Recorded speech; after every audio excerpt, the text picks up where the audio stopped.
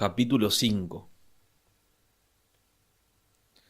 En la cantina, un local de techo bajo en los sótanos, la cola para el almuerzo avanzaba lentamente.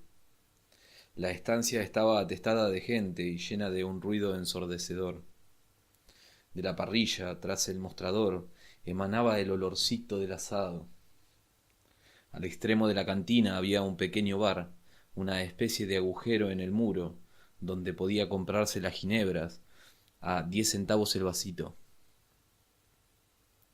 Precisamente el que andaba yo buscando, dijo una voz a espalda de Winston. Este se volvió. Era su amigo Sime, que trabajaba en el departamento de investigaciones.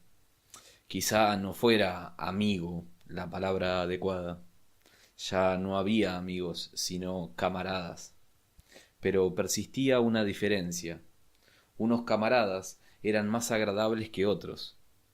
Sime era filósofo, especializado en neolengua. Desde luego pertenecía al inmenso grupo de expertos dedicados a redactar la 11ª edición del diccionario de neolengua.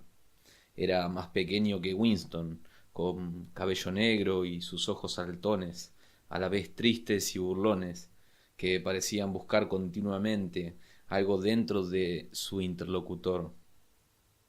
Quería preguntarte si tienes hojas de afeitar, dijo. Ni una, dijo Winston, con una precipitación culpable. He tratado de encontrarlas por todas partes, pero ya no hay. Todos buscaban hojas de afeitar. La verdad era que Winston guardaba en su casa 2 sin estrenar. Durante los meses pasados hubo una gran escasez de hojas. Siempre faltaba algún artículo necesario que en las tiendas del partido no podían proporcionar. Unas veces botones, otras hilos de coser, a veces cordones para los zapatos, y ahora faltaban cuchillas de afeitar. Era imposible adquirirlas, a no ser que se buscaran furtivamente en el mercado libre. Llevo 6 semanas usando la misma cuchilla, mintió Winston. La cola avanzó otro poco. Winston se volvió otra vez para observar a Sime. Cada uno de ellos cogió una bandeja grasienta de metal de una pila que había al borde del mostrador. ¿Fuiste a ver ahorcar a los prisioneros ayer? Le preguntó Sime. Estaba trabajando, respondió Winston en tono indiferente. Lo veré en el cine, seguramente. Un sustitutivo muy inadecuado, comentó Sime. Sus ojos burlones recorrieron el rostro de Winston. Te conozco, parecían decir los ojos. Veo a través de ti. Sé muy bien por qué no fuiste a ver ahorcar a los prisioneros. Intelectualmente, Sime era de una ortodoxia venenosa. Por ejemplo, hablaba con una satisfacción repugnante de los bombardeos de los helicópteros contra los pueblos enemigos, de los procesos y confesiones de los criminales del pensamiento y de las ejecuciones en los sótanos del Ministerio del Amor. Hablar con él suponía siempre un esfuerzo por apartarle de esos temas e interesarle en problemas técnicos de neolingüística, en los que era una autoridad, y sobre los que podía decir cosas interesantes. Winston volvió un poco la cabeza para evitar el escrutinio de los grandes ojos negros. Fue una buena ejecución, dijo Sime, añorante, pero me parece que estropean el efecto atándole los pies. Me gusta verlos patalear. De todos modos, es estupendo ver cómo sacan la lengua, que se les pone azul, de un azul tan brillante. Ese detalle es el que más me gusta.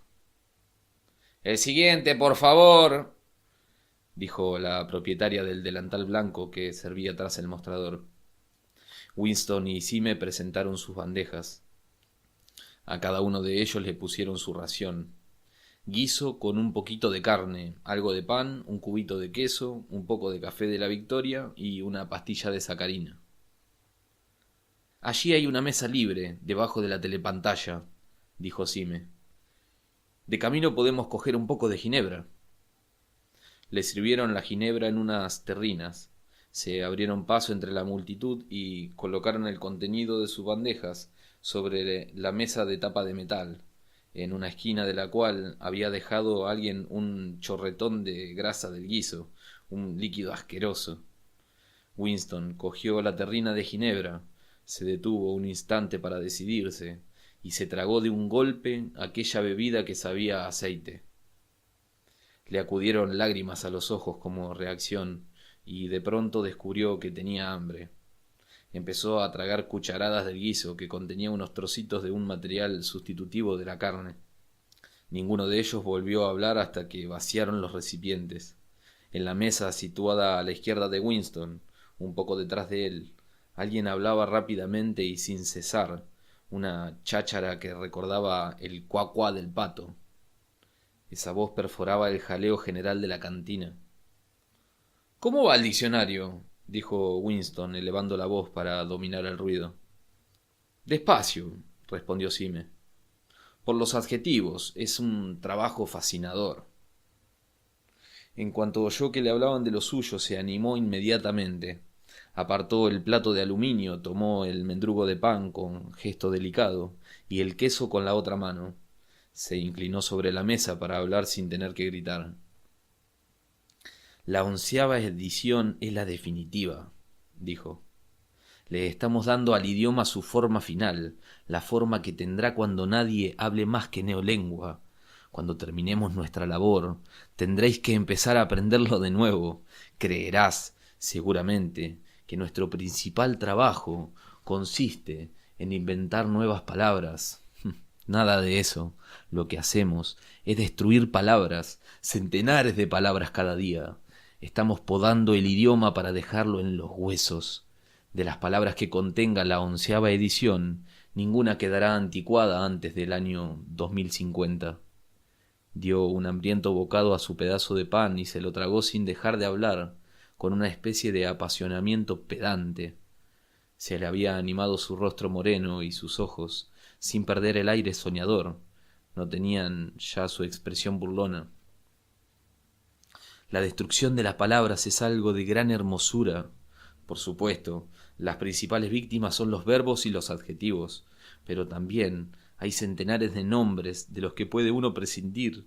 No se trata sólo de los sinónimos, también de los antónimos. En realidad, ¿qué justificación tiene el empleo de una palabra sólo porque sea lo contrario de otra? Toda palabra contiene en sí misma su contraria. Por ejemplo, tenemos bueno. Si tienes una palabra como bueno, ¿qué necesidad hay de contraria, malo? No bueno sirve exactamente igual, mejor todavía, porque es la palabra exactamente contraria a bueno, y la otra no. Por otra parte, si quieres un reforzamiento de la palabra bueno, ¿qué sentido tienen esas confusas e inútiles palabras excelente, espléndido y otras por el estilo? Plus bueno basta perfectamente para acentuar el grado de bondad. Es el superlativo perfecto. Ya sé que usamos esas formas, pero en la versión final de la neolengua se suprimirán las demás palabras que todavía se usan como equivalentes. Al final, todo lo relativo a la bondad podrá expresarse con 6 palabras. En realidad, una sola. ¿No te das cuenta de la belleza que hay en esto, Winston? Naturalmente, la idea fue del Gran Hermano, añadió después de reflexionar un poco. Al oír nombrar al Gran Hermano, el rostro de Winston se animó automáticamente. Sin embargo, sí me descubrió inmediatamente una cierta falta de entusiasmo. Tú no aprecias la neolengua en lo que vale, dijo Sime con tristeza. Incluso cuando escribes sigues pensando en la antigua lengua. He leído algunas de las cosas que has escrito para el Times. Son bastante buenas, pero no pasan de traducciones. En el fondo de tu corazón prefieres el viejo idioma con toda su vaguedad y sus inútiles matices de significado. No sientes la belleza de la destrucción de las palabras. ¿No sabes que la neolengua es el único idioma del mundo cuyo vocabulario disminuye cada día? Winston no lo sabía. Naturalmente sonrió. Creía hacerlo agradablemente, porque no se fiaba de hablar. Sí, me comió otro bocado de pan negro, lo masticó un poco y siguió. ¿No ves que la finalidad de la neolengua es limitar el alcance del pensamiento, estrechar el radio de acción de la mente? Al final, acabamos haciendo imposible todo crimen del pensamiento. En efecto, ¿cómo puede haber crimen tal si cada concepto se expresa claramente por una palabra cuyo significado está decidido rigurosamente y con todos sus significados secundados, eliminados y olvidados para siempre? Y en la 11ª edición nos acercamos a ese ideal, pero su perfeccionamiento continuará mucho después de que tú y yo hayamos muerto. Cada año habrá menos palabras y el radio de acción de la conciencia será cada vez más pequeño. Por supuesto, tampoco ahora hay justificación alguna para cometer crimen por el pensamiento. Solo es cuestión de autodisciplina, de control de la realidad. Pero llegará un día en que ni esto será preciso. La revolución será completa cuando la lengua sea perfecta. Neolengua es Insoc e Insoc es neolengua, añadió con una satisfacción mística. ¿No se te ha ocurrido pensar, Winston, que lo más tarde, hacia el año 2050, ni un solo ser humano podrá entender una conversación como esta que ahora sostenemos? Excepto, empezó a decir Winston dubitativo, pero se interrumpió alarmado. Había estado a punto de decir excepto los proles, pero no estaba muy seguro de que esta observación fuera muy ortodoxa. Sin embargo, sí me adivinó lo que iba a decir. Los proles no son seres humanos, dijo. Hacia el 2050, quizá antes, habrán desaparecido todo conocimiento efectivo del viejo idioma. Toda la literatura del pasado habrá sido destruida. Chaucer, Shakespeare, Milton, Byron, solo existirán en versiones neolingüísticas, no solo transformados en algo muy diferente, sino convertidos en lo contrario de lo que eran. Incluso la literatura del partido cambiará. Hasta los eslogans serán otros. ¿Cómo vas a tener un eslogan como el de la libertad es la esclavitud cuando el concepto de libertad no exista? Todo el clima del pensamiento será distinto. En realidad, no habrá pensamiento en el sentido en que ahora lo entendemos. La ortodoxia significa no pensar, no necesitar el pensamiento. Nuestra ortodoxia es la inconsciencia. De pronto tuvo en Winston la profunda convicción de que uno de aquellos días vaporizaría a Nasime. Es demasiado inteligente, lo ve todo con demasiada claridad y habla con demasiada sencillez. Al partido no le gustan estas gentes. Cualquier día desaparecerá. Lo lleva escrito en la cara. Winston había terminado el pan y el queso. Se volvió un poco para beber la terrina de café. En la mesa de la izquierda, el hombre de la voz estridente seguía hablando sin cesar. Una joven que quizás fuera su secretaria y que estaba sentada de espaldas a Winston le escuchaba y asentía continuamente. De vez en cuando, Winston captaba alguna observación como «¿Cuánta razón tienes?» o «No sabes hasta qué punto estoy de acuerdo contigo», en una voz juvenil y algo tonta. Pero la otra voz no se detenía ni siquiera cuando la muchacha decía algo. Winston conocía de vista a aquel hombre, aunque solo sabía que ocupaba un puesto importante en el departamento de novela. Era un hombre de unos 30 años con un poderoso cuello y una boca grande y gesticulante. Estaba un poco echado hacia atrás en su asiento y los cristales de sus gafas reflejaban la luz y le presentaban a Winston 2 discos vacíos en vez de un par de ojos.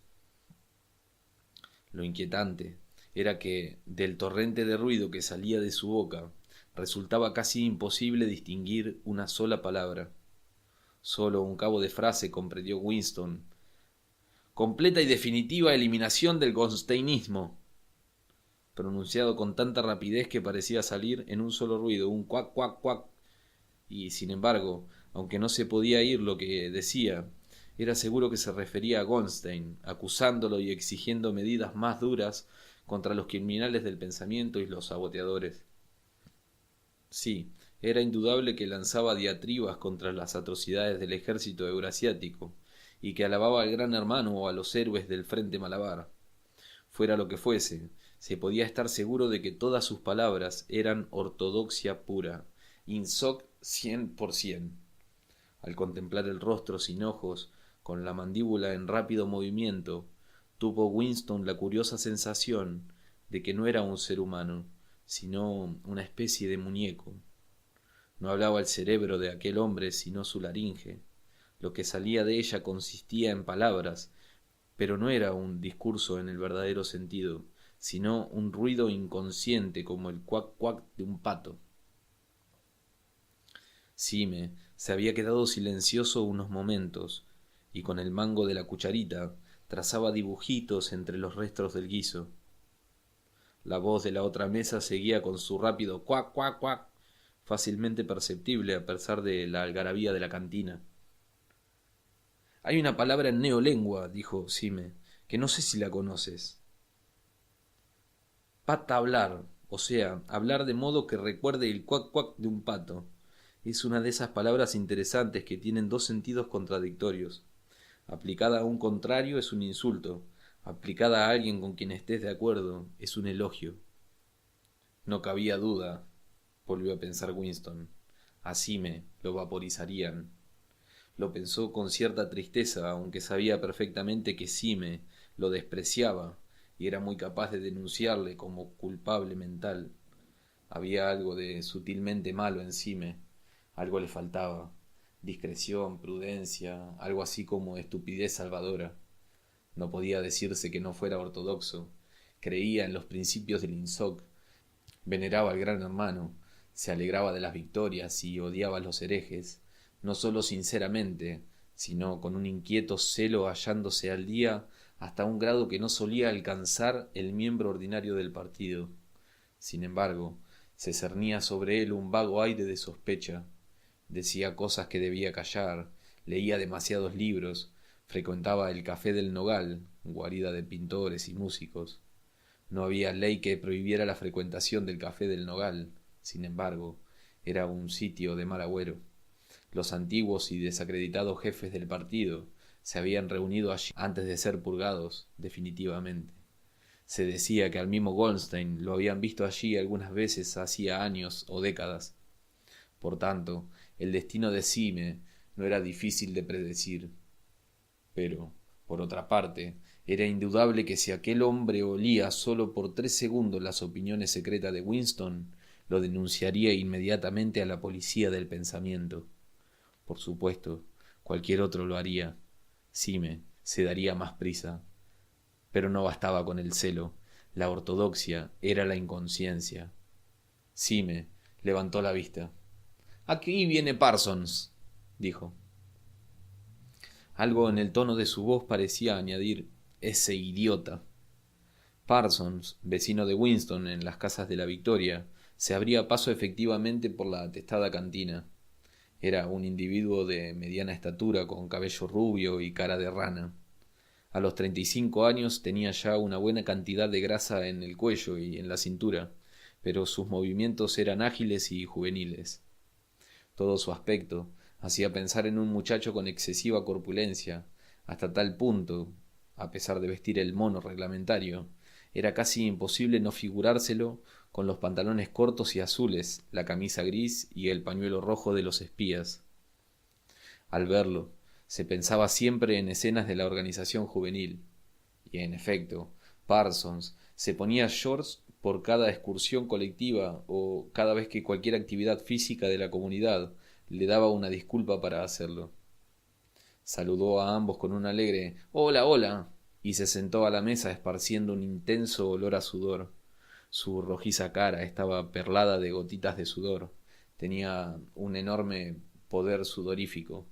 En el centro de la comunidad se podía siempre asegurar si Parson había jugado al tenis de mesa por la humedad del mango de la raqueta. Sime sacó una tira de papel en la que había una larga columna de palabras y se dedicó a estudiarla con un lápiz tinta entre los dedos. «Mira cómo trabaja hasta en la hora de comer», dijo Parsons, guiñándole un ojo a Winston. «Eso es lo que se llama aplicación. ¿Qué tienes ahí, chico? Seguro que es algo demasiado intelectual para mí. Oye, Smith, te diré por qué te andaba buscando. Es para la sub. Olvidaste darme el dinero». «¿Qué sub es esa?», dijo Winston, buscándose el dinero automáticamente.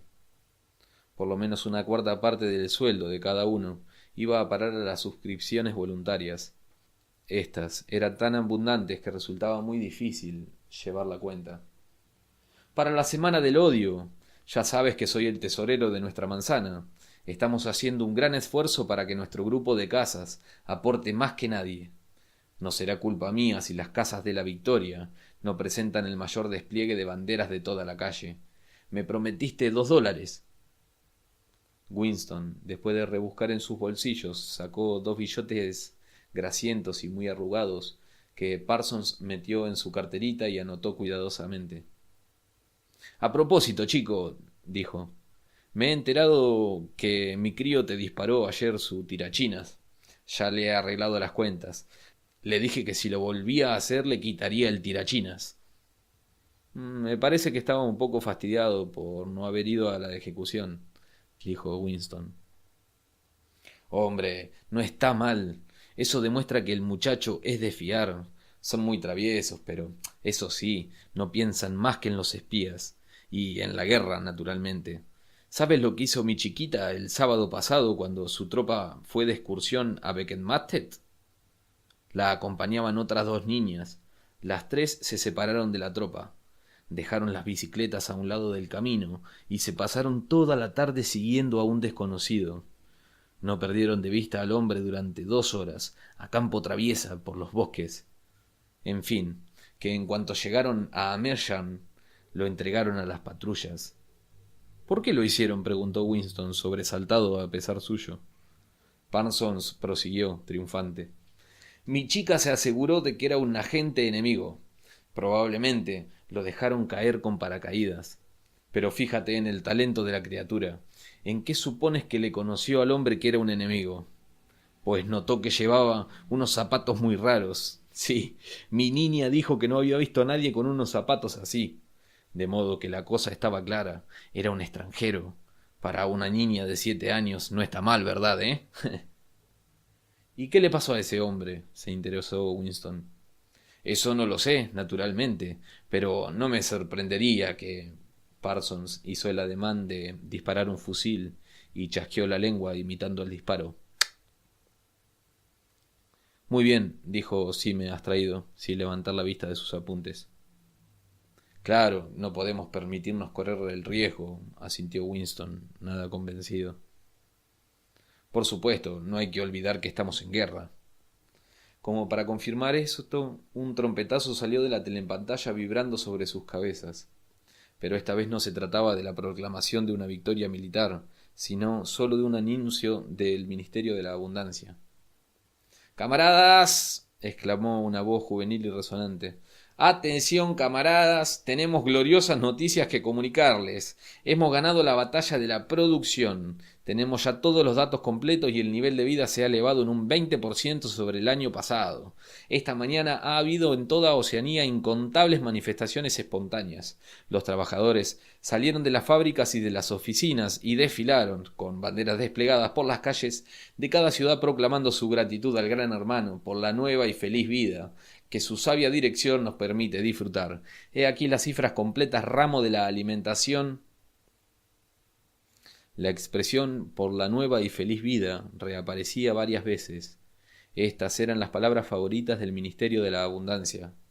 Parsons, pendiente todo él de la llamada de la trompeta, escuchaba muy rígido, con la boca abierta y un aire solemne, una especie de aburrimiento sublimado. No podía seguir las cifras, pero se daba cuenta de que eran un motivo de satisfacción. Fumaba una enorme y grasienta pipa. Con la ración de tabaco de 100 gramos a la semana, era raras veces posible llenar una pipa hasta el borde. Winston fumaba un cigarrillo de la Victoria, cuidando de mantenerlo horizontal, para que no se cayera su escaso tabaco. La nueva ración no la darían hasta mañana y solo quedaban 4 cigarrillos. Había dejado de prestar atención a todos los ruidos, excepto a la pesadez numérica de la pantalla. Por lo visto, había habido otras manifestaciones para agradecerle al Gran Hermano, el aumento de la ración de chocolate a 20 gramos cada semana. Ayer mismo, pensó, se había anunciado que la ración se reduciría a 20 gramos semanales. ¿Cómo era posible que pudieran tragarse aquello, si no habían pasado más que 24 horas. Sin embargo, se lo tragaron. Parsons lo digería con toda facilidad, con la estupidez de un animal. El individuo de las gafas con reflejos en la otra mesa lo aceptaba fanática y apasionadamente, con un furioso deseo de descubrir, denunciar y vaporizar a todo aquel que insinuase que la semana pasada la ración fue de 30 gramos. Sime también se lo había tragado, aunque el proceso que seguía para ello era algo más complicado, un proceso de doble pensar. ¿Es que solo él, Winston, seguía poseyendo memoria? Las fabulosas estadísticas continuaron brotando de la telepantalla. En comparación con el año anterior, había más alimentos, más vestidos, más casas, más muebles, más ollas, más comestibles, más barcos, más autogiros, más libros, más bebés, más de todo, excepto enfermedades, crímenes y locura. Año tras año y minuto tras minuto, todos y todo subía vertiginosamente. Winston meditaba resentido sobre la vida. Siempre había sido así. Siempre había sido tan mala la comida. Miró en torno suyo por la cantina, una habitación de techo bajo con las paredes sucias por el contacto de tantos trajes grasientos, mesas de metal abolladas y sillas igualmente estropeadas y tan juntas que la gente se tocaba con los codos, todo resquebrajado, lleno de manchas y saturado de un insoportable olor a ginebra mala, a mal café, a sustituto de asado, a trajes sucios. Constantemente se revelaban el estómago y la piel con la sensación de que les había hecho trampa privándoles de algo muy diferente. Constantemente se revelaban el estómago y la piel con la sensación de que se les había hecho trampa, privándole de algo a lo que tenían derecho. Desde luego, Winston no recordaba nada que fuera muy diferente. En todo el tiempo a que alcanzaba su memoria, nunca hubo bastante comida, nunca se podían llevar calcetines ni ropa interior sin agujeros. Los muebles habían estado siempre desvencijados. En las habitaciones había faltado calefacción, los metros iban horriblemente atestados, las casas se deshacían a pedazos, el pan era part plain negro, el té imposible de encontrar. El café sabía a cualquier cosa, escaseaban los cigarrillos y nada había barato y abundante a no ser la ginebra sintética. Y aunque desde luego todo empeoraba a medida que uno envejecía, ello era sólo señal de que este no era el orden natural de las cosas. Si el corazón enfermaba con las incomodidades, la suciedad y la escasez, los inviernos interminables, la dureza de los calcetines, los ascensores que nunca funcionaban, el agua fría, el rasposo jabón, los cigarrillos que se deshacían, los alimentos de sabor repugnante. ¿Cómo iba uno a considerar todo esto intolerable si no fuera por una especie de recuerdo ancestral de que las cosas habían sido diferentes alguna vez? Winston volvió a recorrer la cantina con la mirada. Casi todos los que allí estaban eran feos y lo hubieran seguido siendo, aunque no hubieran llevado los monos azules uniformes. Al extremo de la habitación, solo en una mesa, se hallaba un hombrecito con aspecto de escarabajo. Bebía una taza de café y sus ojitos lanzaban miradas suspicaces de un lado a otro. Es muy fácil, pensó Winston, siempre que no mire uno en torno suyo, creer que el tipo físico fijado por el partido como ideal, los jóvenes altos y musculosos, y las muchachas de escaso pecho y de cabello rubio, vitales, tostadas por el sol y despreocupadas, existía e incluso predominaba. Pero en la realidad, la mayoría de los habitantes de la franja aérea número 1 eran pequeños, cetrinos y de facciones desagradables. Es curioso cuánto proliferaba el tipo de escarabajo entre los funcionarios de los ministerios, hombrecitos que engordaban desde muy jóvenes, con piernas cortas, movimientos toscos y rostros inescrutables, con ojos muy pequeños. Era el tipo que parecía florecer bajo el dominio del partido. La comunicación del Ministerio de la Abundancia terminó con otro trompetazo y fue seguida por música ligera. Parsons, lleno de vago entusiasmo por el rociente bombardeo de cifras, se sacó la pipa de la boca. El Ministerio de la Abundancia ha hecho una labor este año, dijo moviendo la cabeza como persona bien enterada. A propósito, Smith, ¿no podrás dejarme algunas hojas de afeitar? Ni una, le respondió Winston. Llevo 6 semanas usando la misma hoja. Entonces, nada, es que se me ocurrió por si tenías. Lo siento, dijo Winston. El cuac cuac de la próxima mesa, que había permanecido en silencio mientras duró el comunicado del Ministerio de la Abundancia, comenzó otra vez mucho más fuerte. Por alguna razón, Winston pensó de pronto en la señora Parsons, con su cabello revuelto y el polvo de sus arrugas. Dentro de 2 años aquellos niños la denunciarían a la policía del pensamiento. La señora Parsons sería vaporizada. Sime sería vaporizado. A Winston lo vaporizarían también. O'Brien serían vaporizado. A Parsons, en cambio, nunca lo vaporizarían. Tampoco al individuo de las gafas y del cuac cuac sería vaporizado nunca. Ni tampoco la joven del cabello negro, la del departamento de novela. Le parecía a Winston conocer por intuición quién perecería, aunque no era fácil determinar lo que permitía sobrevivir a una persona. En aquel momento le sacó de su ensoñación una violenta sacudida. La muchacha de la mesa vecina se había vuelto y lo había mirado. Era la muchacha morena del departamento de novela. Miraba a Winston a hurtadillas, pero con una curiosa intensidad. En cuanto sus ojos tropezaron con los de Winston, volvió la cabeza. Winston empezó a sudar. Le invadió una horrible sensación de terror. Se le pasó casi enseguida, pero le dejó intranquilo. ¿Por qué lo miraba aquella mujer? ¿Por qué se encontraban tantas veces? Desgraciadamente, no podía recordar si la joven estaba ya en aquella mesa cuando él llegó o si había llegado después. Pero el día anterior, durante los 2 minutos de odio, se había sentado inmediatamente detrás de él, sin haber necesidad de ello. Seguramente se proponía escuchar lo que él dijera y ver si gritaba lo bastante fuerte. Pensó que probablemente la muchacha no era miembro de la policía del pensamiento, pero precisamente los espías aficionadas constituían el mayor peligro.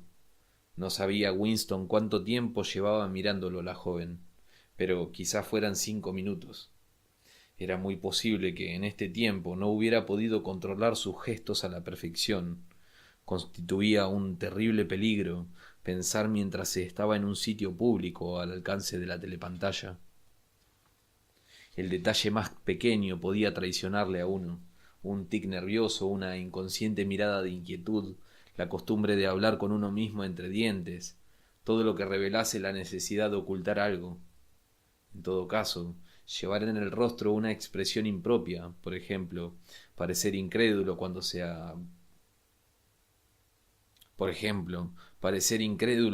anunciaba una victoria, constituía un acto punible. Incluso había una palabra para esto en neolengua: caracrimen. La muchacha recuperó su posición anterior. Quizá no estuviese persiguiéndolo. Quizá fuera pura coincidencia que se hubiera sentado tan cerca de él 2 días seguidos. Se le había apagado el cigarro y lo puso cuidadosamente en el borde de la mesa. Lo terminaría de fumar después del trabajo, si es que el tabaco no se había acabado de derramar para entonces. Seguramente, el individuo que estaba con la joven sería un agente de la policía del pensamiento, y era muy probable, pensó Winston, que a él lo llevaran a los calabozos del Ministerio del Amor dentro de 3 días, pero no era esta una razón para desperdiciar una colilla. Sime dobló su pedazo de papel y se lo guardó en el bolsillo. Parsons había empezado a hablar otra vez. ¿Te he contado, chico, lo que hicieron mis críos en el mercado? ¿No? Pues un día le prendieron fuego a la falda de una vieja vendedora, porque la vieron envolver unas salchichas en un cartel con el retrato del Gran Hermano. Se pusieron detrás de ellas y sin que se diera cuenta, le prendieron fuego a la falda por debajo con una caja de cerillas. Le causaron graves quemaduras. Son traviesos, ¿eh? Pero eso sí, más finos. Esto se lo deben a la buena enseñanza que se da hoy a los niños en los espías. Mucho mejor que en mi tiempo. Están muy bien organizados. ¿Qué creen ustedes que se les ha dado a los chicos últimamente? pues unas trompetitas especiales para escuchar por las cerraduras. Mis niñas trajo una casa la otra noche, la probó en nuestra salita, y dijo que oía con doble fuerza que si aplicaba el oído al agujero. Claro, que solo es un juguete. Sin embargo, así se acostumbran los niños desde pequeños. En aquel momento, la telepantalla dio un penetrante silbido. Era la señal para volver al trabajo. Los tres hombres se pusieron automáticamente en pie y se unieron a la multitud en la lucha por entrar en los ascensores, lo que hizo que el cigarrillo de Winston se vaciara por completo.